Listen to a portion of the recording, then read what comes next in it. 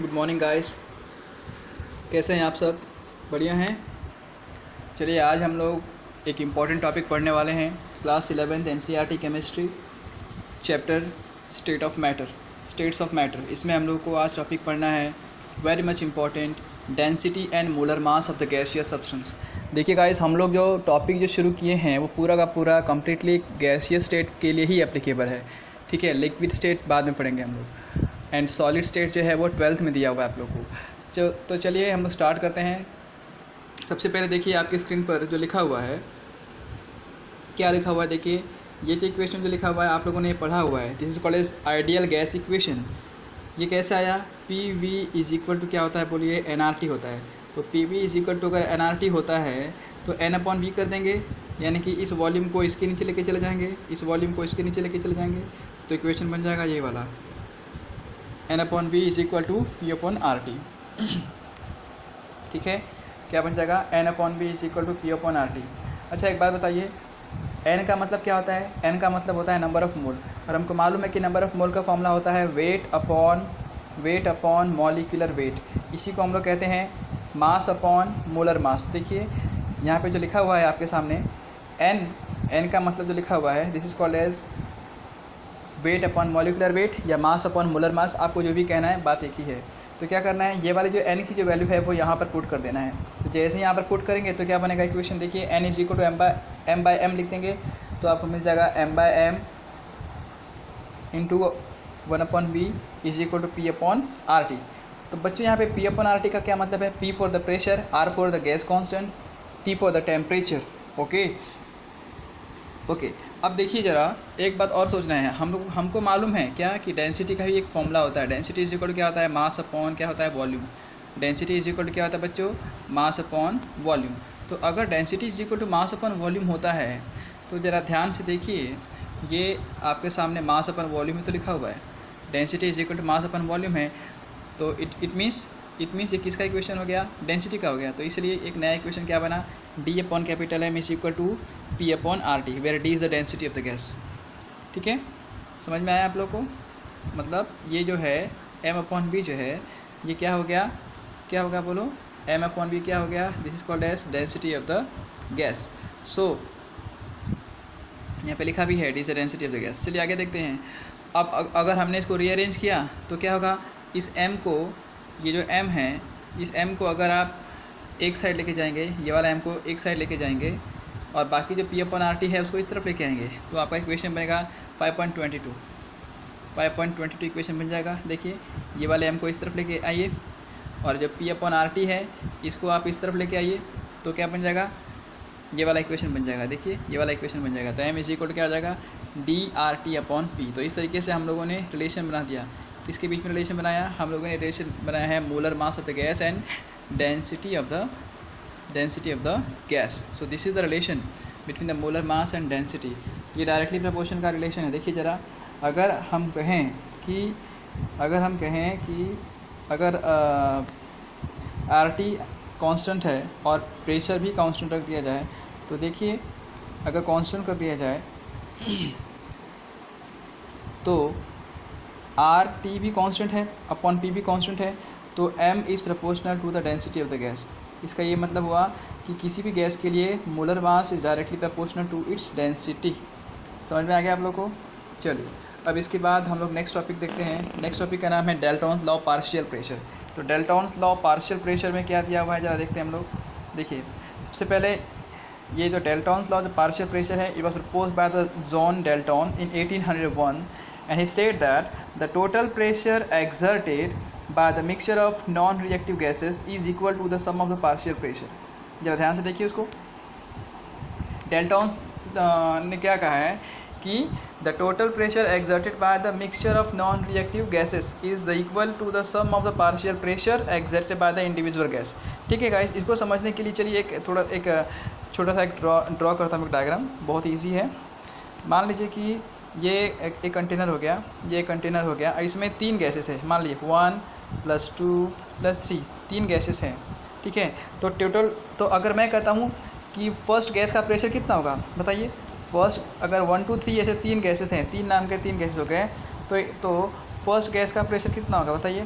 First gas के pressure को मैं P1 से डिनोट करता हूँ, सेकंड गैस के प्रेशर को मैं P2 से डिनोट करता हूँ और थर्ड गैस के प्रेशर को मैं P3 से डिनोट करता हूँ। तो इस तरीके से कितने प्रेशर हो गए, pressure P1, pressure P2, pressure P3। जब इन तीनों को इंडिविजुअली अगर हम देखते हैं कि फर्स्ट प्रेशर P1 है, सेकंड प्रेशर P2 है, थर्ड प्रेशर P3 है, तो वो कहलाएगा पार्शियल प्रेशर। क्या कहलाएगा बच्चों, पार्शियल प्रेशर कहलाएगा, ठीक है। और अगर मैं इन तीनों का सम कर दूं तो मुझको जो भी आंसर मिलेगा that is called as total pressure. अगर मैंने उसको PT से डिनोट किया तो वो हो जाएगा टोटल प्रेशर। तो what can I say about that, that total pressure of the gas in a common और in the same container is equal to the addition of all the partial pressure of the individual gas. Yes guys, तो देखिए वही बात यहाँ लिखा हुआ है।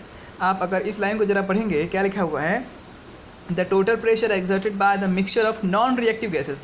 अब यहाँ पे नॉन रिएक्टिव गैसेस क्यों बोला है, अरे अगर आप सोचिए कि अगर तीनों गैसेस आपस में कंबाइन हो जाए, मान लीजिए कि P1 हो गया हाइड्रोजन, मान लीजिए कि P2 हो गया ऑक्सीजन और मान लीजिए कि P3 हो गया नाइट्रोजन। अगर इनमें से कोई भी ये गैस आपस में कंबाइन हो जाए, जैसे मान लीजिए कि ये दोनों गैसेस कंबाइन हो गया, तो हो सकता है कि H2O बन जाएगा। अगर ये इससे कंबाइन हो गया तो मान लीजिए कि अमोनिया बन जाएगा। तो अगर ऐसा हुआ तो हम जो चाहते हैं वो तो होगा ही नहीं। हम चाहते हैं कि कोई अलग प्रोडक्ट ना बने, इसलिए हम चाहते हैं कि जो ओरिजिनल इंडिविजुअल तीन गैसेस ली हैं वो वैसे के वैसे रहें। इसीलिए जो है हमको ऐसी गैसेस लेने हैं जिसके कारण कोई नया प्रोडक्ट ना बने उसमें। समझ में आ गया गाइस, समझ में आ गया आप लोगों को, ठीक है। चलिए अब आगे देखते हैं क्या लिखा हुआ है। देखिए यहाँ पे लिखा हुआ है P total is equal to P1 plus P2 plus P3, ऐसा लिखा हुआ है। समझ में आया, where PT is the total pressure exerted by the mixture of gases P1, P2 and P3। अच्छा, अब थोड़ा हम आगे बढ़ते हैं और आगे देखते हैं। एक नया इक्वेशन आ रहा है आप लोग के सामने। एक नया इक्वेशन है आप लोग के सामने 5.24 में। ये pressure of dry gas is equal to the pressure of total gas minus aqueous tension. अब इसका क्या मतलब है ज़रा देखिए। एक बात बताइए कि अगर आप कहीं बैठे हैं और अगर आपके पास हवा आ रही है, आपके पास एयर आ रहा है, तो क्या वो एयर जो है पूरा का पूरा ड्राई तो हो नहीं सकता। पूरा का पूरा एयर ड्राई कभी हो ही नहीं सकता, क्योंकि उसके अंदर हमेशा मॉइस्चर रहेगा ही। तो जो भी आपके पास गैस आ रहा है, वो गैस कुछ ना कुछ अपने साथ तो मॉइस्चर लेकर आएगा ही, इतना तो कोई कन्फर्म है। कुछ ना कुछ तो गैस अपने साथ मॉइस्चर लेके आएगा ही। तो अगर मैं गैस को प्रेशर को मैं लिखता हूँ कि ड्राई गैस का प्रेशर है ये। मान लीजिए कि मानता हूँ कि ये वाला जो गैस है वो ड्राई है, ठीक है। तो उसका प्रेशर मैंने P ड्राई लिख दिया। प्लस क्या होगा, उसके साथ मॉइस्चर भी होगा। तो मॉइस्चर होगा तो कुछ ना कुछ तो मॉइस्चर का भी प्रेशर रहेगा ही। तो मैं लिखता हूँ ये मॉइस्ट गैस है। तो मैं कुछ नहीं लिखता हूँ, उसको मैं एक्वस लिख देता हूँ। एक्वस का क्या मतलब हुआ बताइए। एक्वस का क्या मतलब हुआ, एक्वस का मतलब हुआ वाटर। समझ में आया आपको। तो देखिए मैं क्या लिखने जा रहा हूँ, ज़रा उसके ऊपर ध्यान दीजिएगा। मैं लिख रहा हूँ टोटल प्रेशर मैं लिख रहा हूँ। किसका टोटल प्रेशर, अभी जो मेरे तरफ जो हवा आई है उसका प्रेशर लिख रहा हूँ। तो टोटल प्रेशर मतलब दो चीज़ों का प्रेशर होगा। एक तो प्योर ड्राई गैस का प्रेशर होगा, प्लस क्या होगा बोलिए, उसमें कुछ ना कुछ तो एक्वस टेंशन रहेगा। एक्वस टेंशन कहने का मतलब है कि भाई उसमें कुछ ना कुछ तो एक्वस नेचर रहेगा, उसमें कुछ ना कुछ तो मॉइस्चर रहेगा। मैंने उसी को लिखा हुआ है। तो हमारे पास फॉर्मूला क्या बन रहा है बताइए। हमारे पास फॉर्मूला बन रहा है total pressure is equal to dry gas का प्रेशर प्लस एक्वस टेंशन या एक्वस प्रेशर मीन्स मतलब मॉइस्चर का प्रेशर। तो एक बात बताइए, अगर मैं यहाँ पर ड्राई गैस का फॉर्मूला निकालना चाहता हूँ तो मैं क्या बोलूँगा, ड्राई गैस का प्रेशर बराबर क्या होगा, is equal to total pressure minus aqueous tension. अरे भाई अगर ये लेफ्ट साइड में आएगा तो क्या होगा, माइनस में होगा कि नहीं होगा। तो जो इक्वेशन बनेगा वो यहाँ पे लिखा हुआ है, ड्राई गैस का pressure is equal to total gas का pressure minus aqueous tension. I hope so guys आपको ये वाला फॉर्मूला समझ में आ गया होगा। चलिए आगे बढ़ते हैं हम लोग, आगे बढ़ें। समझ में आ रहा है ना आपको। चलिए आगे बढ़ते हैं हम लोग, जस्ट वेट। देखिए नीचे में एक छोटा सा इन्फॉर्मेशन दिया हुआ है, बहुत ही इंपॉर्टेंट है और बहुत ही ईजी है। देखिए गाइस, हमको इस बॉक्स से कोई मतलब नहीं है, हमको ये पढ़ना नहीं है, इसकी कोई बिल्कुल ज़रूरत नहीं है, ठीक है। चलिए आगे देखिए, यहाँ पे लिखा हुआ है partial pressure in terms of mole fraction, यानी कि क्या बोल रहा है, partial pressure in terms of mole fraction, ठीक है। तो partial pressure in terms of mole fraction देखना है हमको। तो देखिए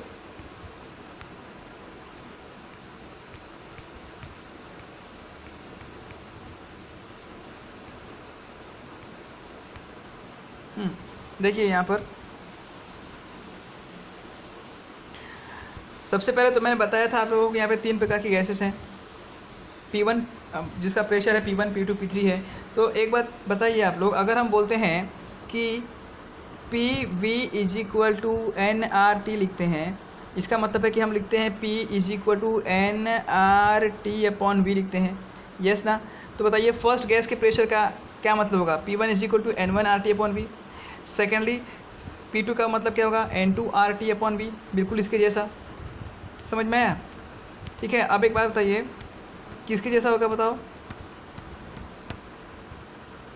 इसके जैसा हो रहा है पूरा। अब एक बात बताओ कि यहाँ पर RT अपॉन V को क्यों नहीं चेंज किया भाई?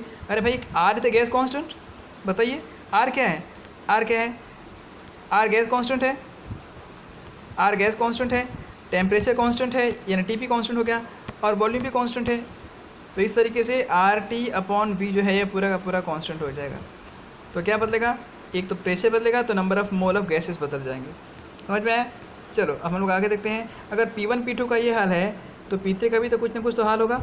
देखिए P3 का क्या हाल है, देखिए P3 है यहाँ पर, P3 का क्या इक्वेशन बनेगा बताइए। देखिए ये हो गया P3 is equal to N3RT upon V, समझ में आ गया? तो अगर हम लोग इस P1 P2 P3 को ऐड करते हैं, टोटल प्रेशर निकालते हैं, तो P टोटल इज इक्वल क्या होगा, P1 plus P2 plus P3। तो देखिए P1 का फॉर्मूला हो गया N1 into RT upon V, N2 into RT upon V, N3 into RT upon V। तो इसमें कॉमन क्या नहीं कर रहा है, RT अपॉन V को कॉमन ले लेंगे तो इक्वेशन बन जाएगा, ये वाला इक्वेशन बन जाएगा। ठीक है, तो इस तरीके से हम यहाँ तक पहुँच गए। अब आगे देखिए, on dividing P1 by total pressure, क्या लिखा हुआ है, टोटल प्रेशर से डिवाइड कर देंगे। हम लोगों ने इससे पहले मोल फ्रैक्शन पढ़ा हुआ है। तो मोल फ्रैक्शन क्या होता है, मोल फ्रैक्शन का मतलब होता है किसी एक का फ्रैक्शन अपॉन टोटल फ्रैक्शन। फिर से बोल रहा हूँ, अगर हम x से मोल फ्रैक्शन को डिनोट करते हैं, x1 से मोल फ्रैक्शन को डिनोट करते हैं, तो 1 का मतलब होता है सॉल्वेंट, और वैसे ही x2 होता है, 2 का मतलब होता है सॉल्यूट। तो x1 का फॉर्मूला क्या हो जाएगा, x1 का फॉर्मूला हो जाएगा N1 upon N1 plus N2 होगा। वैसे ही x2 का फॉर्मूला क्या हो जाएगा बोलो, N2 upon N1 plus N2।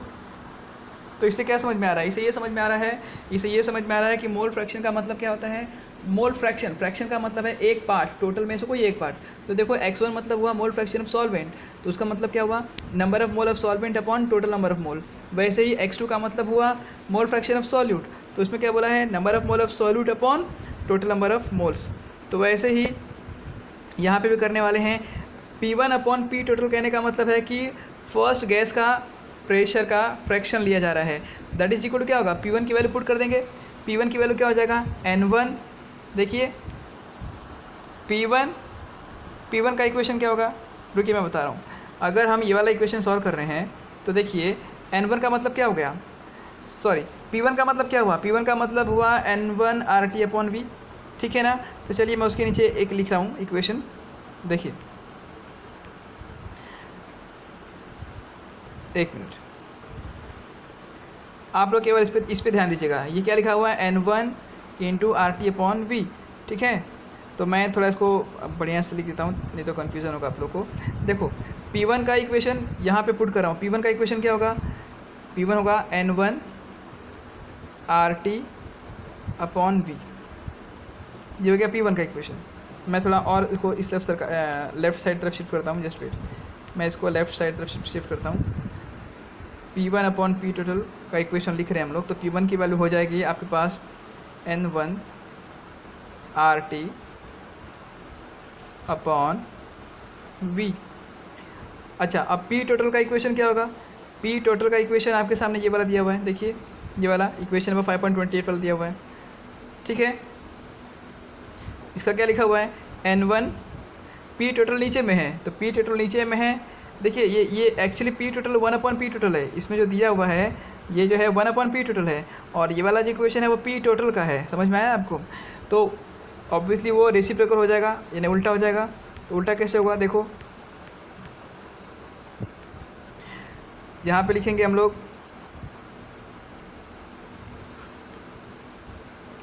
P total का इन्वर्स लिखेंगे। तो P टोटल का इन्वर्स कैसे लिखेंगे, P टोटल का इन्वर्स कैसे लिखेंगे हम लोग, देखो यहाँ पे लिखेंगे, ऊपर में लिख देंगे हम लोग N1 प्लस N2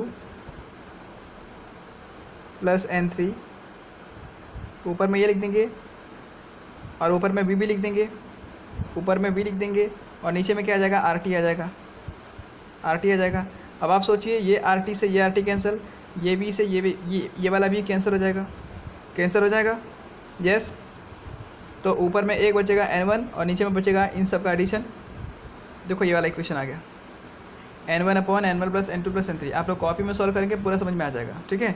तो एक तरफ देखिए ये क्या हुआ, number of mole of solvent, अगर मैं 1 को सॉल्वेंट नहीं मानता हूँ तो हम लोग ऐसे कहेंगे number of mole of first gas divided by total number of mole of gas, हो गया। तो इक्वेशन क्या बन रहा है, अपना इक्वेशन बन गया N1 upon N that is equal to X1। X1 is the mole fraction of first component या फर्स्ट गैस। समझ में आया। तो इस तरीके से हम लोगों ने क्या देख लिया, इस तरीके से हम लोगों ने देखा कि P1 अपॉन P टोटल का इक्वेशन आता है X1, ठीक है। समझ में आ गया आप लोग को।